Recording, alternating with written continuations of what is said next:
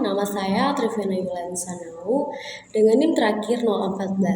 Saya merupakan mahasiswa aktif dari program studi farmasi Fakultas Matematika dan Ilmu Pengetahuan Alam Universitas Cendrawasih. Pada video kali ini, saya akan membahas mengenai ikatan peptida yang terjadi pada protein. Baik, kita bisa lihat di sini ada pengertian dari protein. Baik, yang pertama kita akan mengetahui dulu apa itu protein. Protein merupakan molekul yang dapat ditemukan di seluruh sel-sel tubuh kita. Molekul yang ditemukan di seluruh sel-sel tubuh kita itu berfungsi untuk tetap menjaga fungsi, bentuk, serta cara kerja dari jaringan tubuh kita.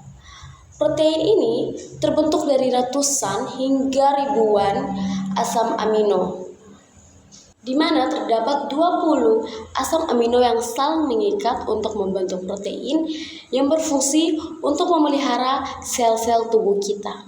Jadi, biar lebih singkat, protein itu merupakan hasil penggabungan atau pengikatan dari asam amino yang berfungsi untuk menjaga dan mengatur jaringan-jaringan pada tubuh kita.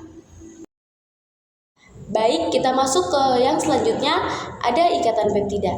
Ikatan peptida adalah ikatan yang hanya terjadi pada protein. Ikatan peptida ini tidak terjadi pada vitamin, pada karbohidrat, lipid, dan lain sebagainya. Ikatan peptida merupakan ikatan kovalen yang terbentuk ketika atom karbon dari gugus karboksil berbagi elektron kepada atom nitrogen dari gugus amina. Di sini kenapa ikatan peptida itu merupakan ikatan kovalen? Karena mereka memakai elektron secara bersamaan, yaitu gugus dari karboksil memakai elektron secara bersamaan dengan gugus dari amina. Sehingga terjadilah ikatan kovalen seperti yang kita tahu, yaitu ikatan yang terjadi karena adanya pemakaian elektron secara bersamaan. Yang selanjutnya kita akan masuk pada klasifikasi dari ikatan peptida. Pada klasifikasi ikatan peptida terbagi menjadi 4 bagian. Yang pertama ada ikatan peptida, yang kedua ada ikatan tripeptida, yang ketiga ada ikatan tetrapeptida, dan yang keempat ada ikatan pentapeptida. Berikut ini saya akan menjelaskan apa itu ikatan peptida, tripeptida, tetrapeptida, dan pentapeptida. Ikatan peptida adalah ikatan yang terjadi ketika 2 asam amino saling berikatan. Selanjutnya ada ikatan tripeptida. Ikatan tripeptida adalah ikatan yang terjadi ketika 3 asam amino saling berikatan. Yang selanjutnya ada ikatan tetrapeptida. Ikatan tetrapeptida adalah ikatan yang terjadi ketika 4 asam amino saling berikatan. Dan yang terakhir ada ikatan pentapeptida. Ikatan ini adalah ikatan yang terjadi ketika 5 asam amino saling berikatan. Dari semua klasifikasi ini memiliki satu tujuan, yaitu ikatan-ikatan ini akan membentuk protein yang berfungsi untuk mengatur dan menjaga seluruh jaringan dari sistem tubuh manusia. Selanjutnya kita akan masuk pada proses pembentukan ikatan peptida. Pada proses ini kita bisa melihat ada struktur-struktur yang terpampang yang merupakan struktur-struktur dari 2 asam amino yang akan saling berikatan dan akan membentuk yang namanya ikatan peptida. Sekarang kita sudah lihat ada struktur dari pembentukan ikatan peptida. Kita semua sudah tahu tadi bahwa ikatan peptida adalah ikatan yang terjadi karena 2 asam amino yang saling terikat yang akan membentuk protein. Nah, 2 asam amino yang saling terikat ini disebut sebagai ikatan peptida. Pada struktur ini bisa dilihat sudah ada 2 struktur asam amino yang akan segera terikat. Namun kita harus mengetahui nama-namanya terlebih dahulu.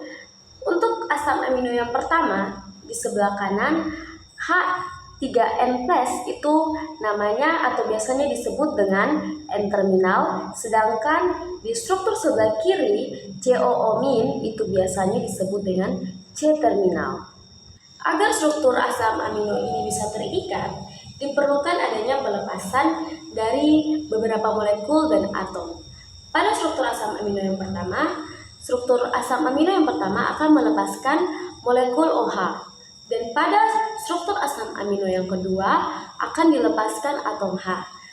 Maka dapat disimpulkan bahwa kedua struktur asam amino ini akan melepaskan molekul H2O. Pelepasan senyawa ini itu juga disebut dengan reaksi kondensasi.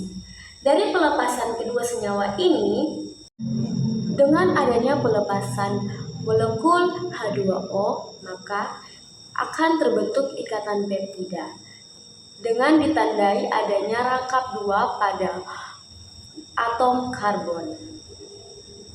Namun, jika molekul H2O dapat bereaksi dengan energi yang penuh pada ikatan peptida, maka yang akan dihasilkan adalah ikatan peptida akan berubah kembali menjadi asam amino.